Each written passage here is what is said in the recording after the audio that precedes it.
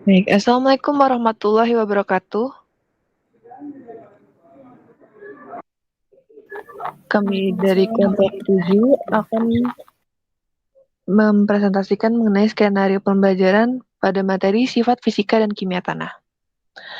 Baik, anggota kelompoknya itu ada Resnandia Putri Dias, NIM 44001, Lutfani Latifatur, NIM 44002, Sita Nuraili Sufi, NIM 44018, Hajada Aswir, NIM 90001. Nah, konten itu yang pertama itu ada kompetensi inti, yang kedua analisis KD, yang ketiga metode dan media pembelajaran, yang keempat sumber belajar dan setting tempat. Nah, selanjutnya akan dijelaskan oleh rekan saya, Mbak Resnandia. Ya, dengan selanjutnya itu ada kompetensi inti. Kompetensi inti ini merupakan kompetensi utama yang diuraikan ke dalam beberapa aspek, yaitu aspek sikap, pengetahuan, dan keterampilan dan harus dipelajari oleh peserta didik di setiap jenjang dan mata pelajaran. Untuk KI 1 dan KI 2-nya, yaitu menghargai dan menghayati ajaran agama yang dianutnya, serta menghargai dan menghayati perilaku jujur, disiplin, santun, percaya diri, peduli, dan bertanggung jawab dalam berinteraksi secara efektif sesuai dengan perkembangan anak di lingkungan, keluarga, sekolah, masyarakat, dan lingkungan alam sekitar, bangsa, negara, dan kawasan regional. Untuk KI 3-nya, yaitu memahami dan menerapkan pengetahuan faktual, konseptual, prosedural, dan metakognitif pada tingkat teknis dan spesifik sederhana berdasarkan rasa ingin tahunya tentang ilmu pengetahuan, teknologi, seni, budaya dengan wawasan kemanusiaan, kebangsaan, dan kenegaraan terkait fenomena dan kejadian tampak mata.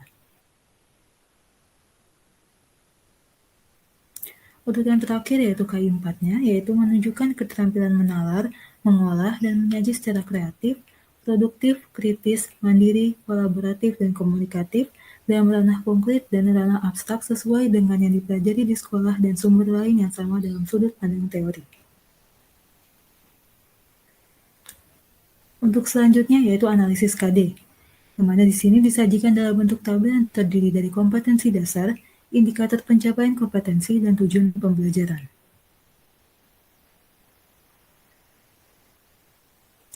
Untuk kompetensi dasar yang pertama yaitu 3.9, menghubungkan sifat fisika dan kimia tanah, organisme yang hidup dalam tanah, dengan pentingnya tanah untuk keberlanjutan kehidupan.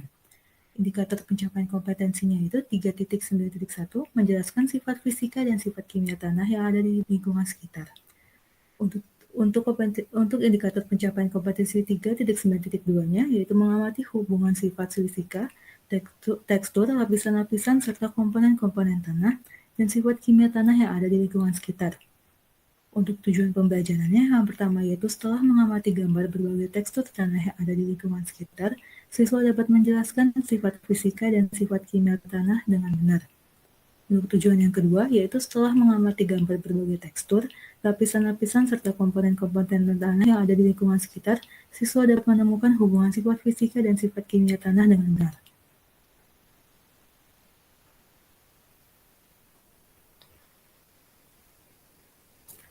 Untuk indikator pencapaian kompetensi selanjutnya, yaitu 3.9.3, yaitu mengidentifikasi peranan tanah bagi kehidupan. Untuk 3.9.4, yaitu mengidentifikasi peran organisme yang ada di permukaan dan dalam tanah. Untuk tujuan yang ketiga, yaitu setelah mengamati gambar berbagai tekstur, lapisan-lapisan, serta komponen-komponen tanah, siswa dapat mengidentifikasi peran tanah yang ada di lingkungan sekitar dengan benar. Dan untuk tujuan pembelajaran yang keempat, yaitu setelah mengamati gambar berbagai tekstur, lapisan-lapisan, serta komponen-komponen tanah yang ada di lingkungan sekitar, siswa mengidentifikasi peran organisme yang ada di permukaan tanah dengan benar.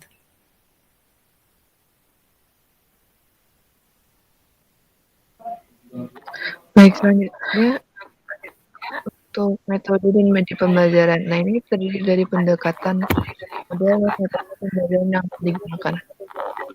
Pendekatannya itu menggunakan scientific approach karena diharapkan dengan menggunakan pendekatan ini dalam pembelajaran sifat fisika dan kimia nah, kemampuan berpikir siswa dapat membentuk kemampuan dalam sistematik dalam diri siswa. Untuk modelnya itu adalah dari Discover Learning. Metode ini kita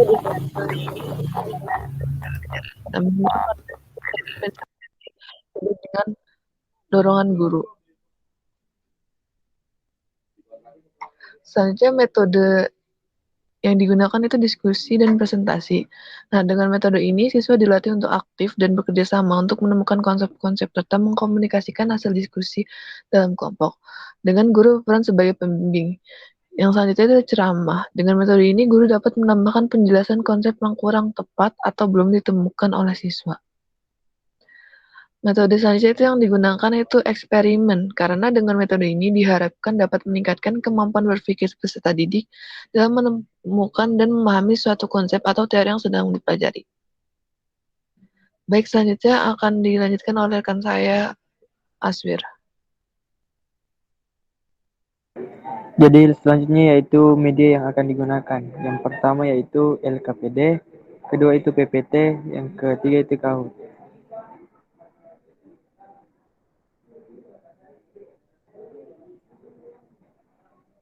Adapun sumber belajar dan setting tempatnya merupakan penjelasan tentang sumber belajar yang akan digunakan oleh siswa dan setting tempat untuk menunjang pembelajaran siswa.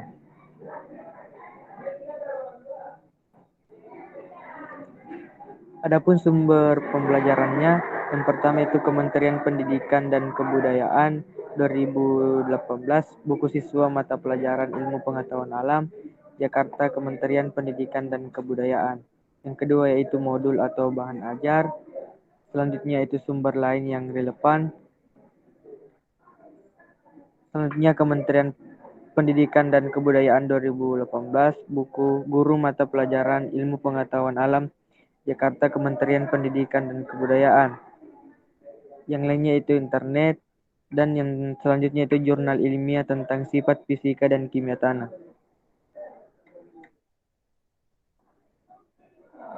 Adapun setting tempatnya yaitu ruang kelas, di mana di ruang kelas ini terdiri dari meja dan kursi guru, meja dan kursi siswa. Baik, yang selanjutnya adalah kesimpulan. Jadi, untuk kesimpulan dari hasil diskusi kelompok kami adalah materi, sifat fisika, dan kimia tanah cocok disampaikan kepada siswa menggunakan pendekatan scientific approach dan model pembelajaran discovery learning. Yang mana model discovery learning ini dapat melatih siswa agar terlibat aktif dalam pembelajaran. Adapun metode yang digunakan adalah diskusi presentasi, ceramah, eksperimen, dan ditambahkan kuis. Media yang digunakan adalah PPT untuk penyampaian konsep yang belum ditemukan siswa atau materi tambahan, LKPD untuk panduan eksperimen, dan Kahoot untuk melaksanakan kuis. Terima kasih. Sekian dari kelompok kami. Banyak kurangnya mohon maaf.